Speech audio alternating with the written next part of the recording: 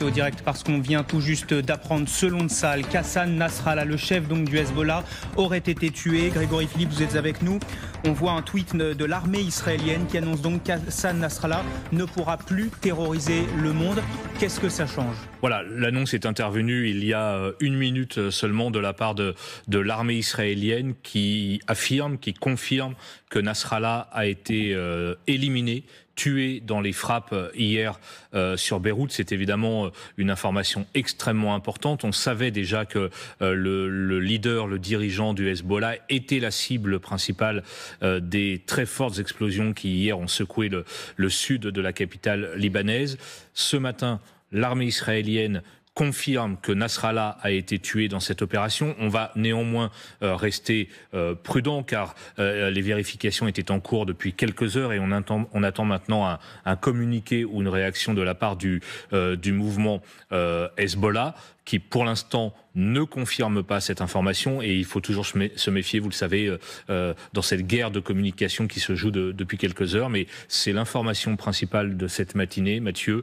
L'armée israélienne, Tsahal, annonce par communiqué que Hassan Nasrallah, qui dirigeait le Hezbollah depuis une vingtaine d'années, a été tué dans les frappes extrêmement spectaculaires qui hier ont visé le quartier général du mouvement à Beyrouth Sud. Merci beaucoup Grégory Philippe, chef du service international de LCI. À noter également que dans ce communiqué de l'armée israélienne, le Tsahal annonce donc avoir tué Hassan Nasrallah, mais également le commandant du front sud du Hezbollah et d'autres commandants donc de ce mouvement chiite. Jordan Olivier, vous nous avez rejoint. Hassan Nasrallah, ce n'est pas un inconnu, c'est l'ennemi juré d'Israël. Oui, il était considéré comme l'homme le plus puissant du Liban. Il avait 64 ans. Ses apparitions en public étaient de plus en plus rares. On peut l'imaginer facilement pour des raisons de sécurité. Les rares journalistes d'ailleurs qui l'avaient rencontré racontaient avoir été conduits par des hommes avec des véhicules blindés, également des rideaux épais pour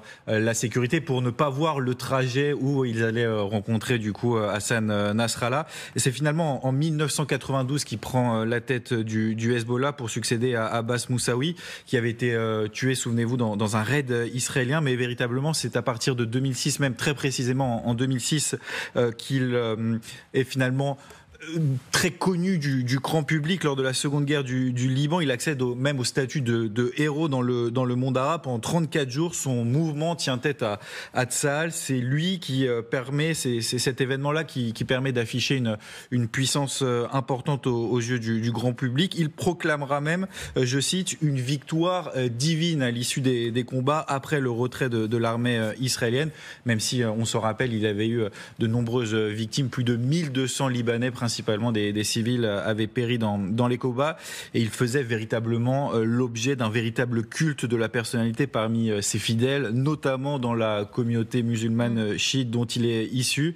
Même si au Liban, il s'était mis plusieurs formations politiques à dos, 2 épisodes avaient marqué notamment la société libanaise. Le premier, il avait été accusé notamment en 2005 de l'assassinat du ministre Rafik Hariri, puis en 2008, autre épisode assez important, ces hommes avaient pris brièvement le contrôle de Beyrouth. Ce qui est sûr, c'est qu'il disposait également, et ça c'est un élément important, il disposait de la confiance totale de la part du Liban. C'était en quelque sorte le relais de Téhéran dans la région. Et on l'apprend à l'instant, le Hezbollah confirme la mort d'Hassan Nasrallah. Magali Barthès, c'est vrai que Tsahal l'affirme depuis un peu plus de 3h30 maintenant. Ils affirmaient avoir perdu le contact avec leur chef. Désormais, sa mort est confirmée aussi de la part du Hezbollah. C'est la confirmation qu'on attend depuis plusieurs heures, évidemment. Enfin, depuis même hier, depuis ces frappes et avec ces bombes anti-bunker qui ont soufflé complètement le QG du Hezbollah. Donc, confirmation à l'instant du Hezbollah. La question que l'on se pose maintenant, c'est un successeur à Hassan Nasrallah. Est-ce qu'il va être désigné ou pas dans la foulée? Comment le mouvement va réagir? Il y a 65 roquettes qui ont été envoyées par le Hezbollah depuis hier sur le nord d'Israël.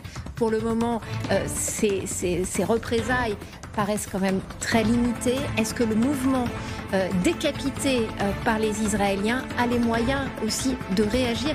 Ça va être la question de ces prochaines heures, mais cette confirmation est évidemment très importante. Merci d'avoir regardé cette vidéo ou d'avoir écouté ce podcast. Abonne-toi pour plus de contenu.